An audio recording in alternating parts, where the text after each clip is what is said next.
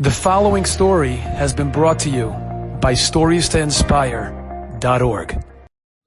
Some time ago, I was in Detroit for a Shabbaton for Partners in Torah, and I was having lunch, and at my table was sitting somebody who's a friend and a great philanthropist and a special Jew. His name is Gary Turgo, and we were schmoozing over lunch, and he shares with me the following experience. Gary, who's a Yida ben Torah, a Baal Chesed, a special man, is the chairman of Chemical Bank in Midland, Michigan. And he's sitting in his office on the 11th floor of the bank. And a call comes in to the chairman, Mr. Turgo. On the other line, on the other side he picks up the phone, and a man is speaking to him. He says, "Is your name Gary Turgo? Are you the chairman of the bank?" He says, "Yes." He says, "Well, let me introduce myself. I am a Jew. I live in Dublin, Ohio. And I tell you that I am embarrassed with you as a Jew. The Jewish people are embarrassed to have you as one of our people. And I know previously you were chairman of the previous bank, its predecessor, Talmar, which you named after your grandfather. Your grandfather is turning over in the grave from shame that you are his grandson." Gary tells me, I didn't expect such a shalom aleichem and a baruch haba and such beautiful compliments on a nice morning in Michigan. I say, before you go on, could you tell me what happened, what the problem is? Maybe I can help. He says, help? Disgusting, despicable, and it's your bank. He says, please relax and tell me what happened. Maybe I can help. So I'll tell you what happened. I'm 91 years old. My wife died not long ago. We have no children. There's nothing left after us. But 40 years ago, we built a home together. I needed $40,000 loan to build our home in Dublin, Ohio. And I took out a loan, I took out a mortgage for our home. Today the home is worth close to $1 million.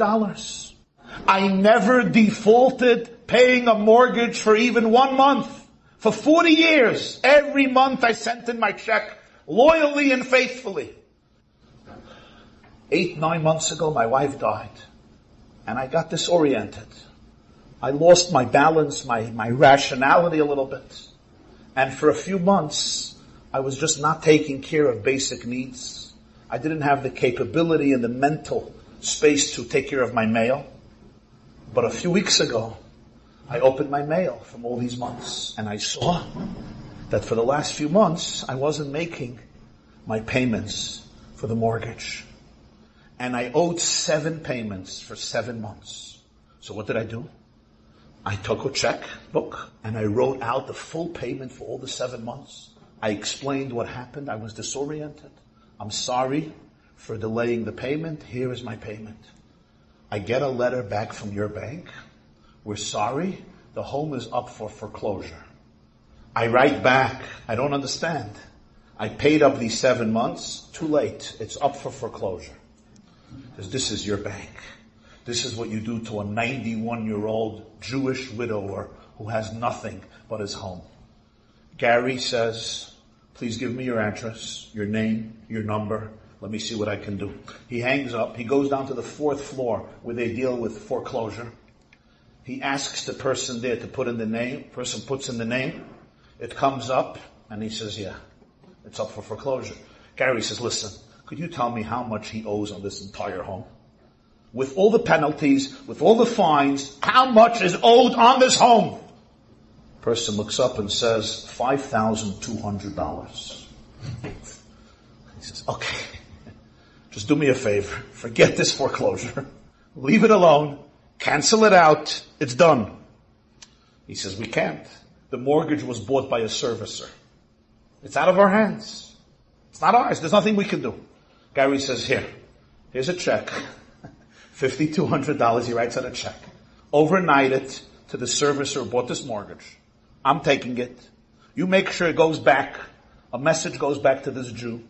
This 91-year-old Jew in Dublin. And send him the news and all is taken care of. And Gary wrote a note.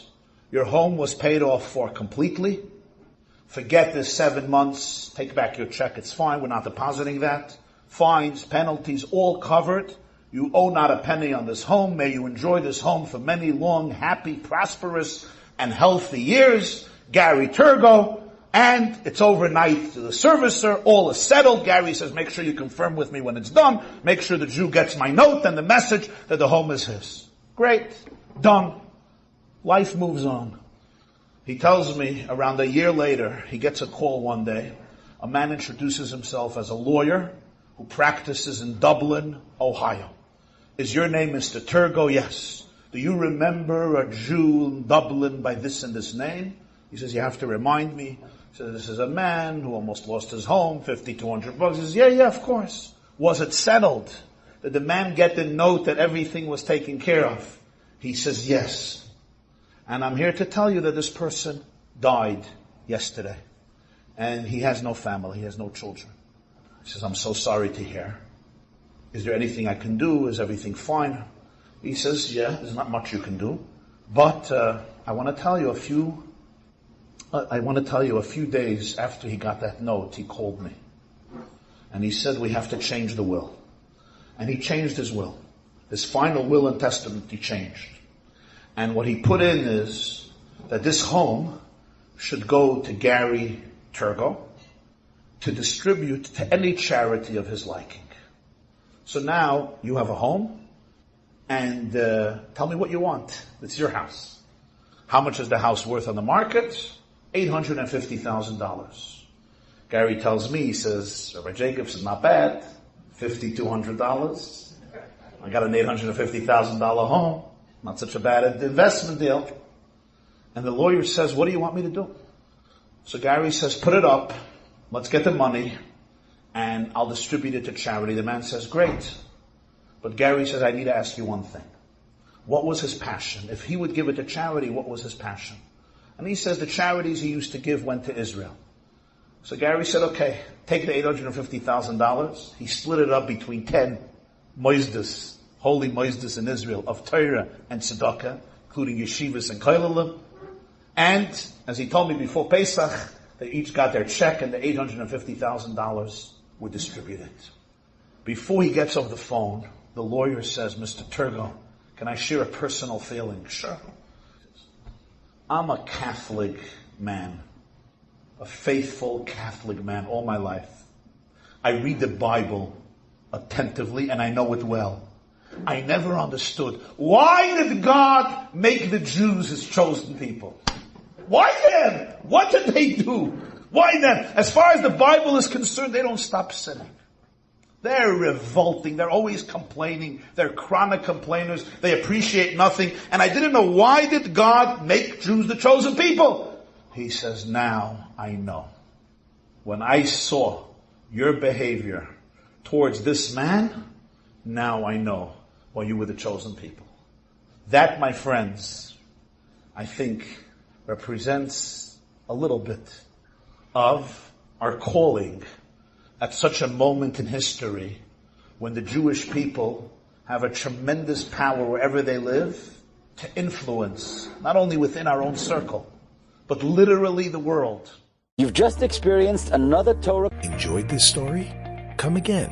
Bring a friend. StoriesToInspire.org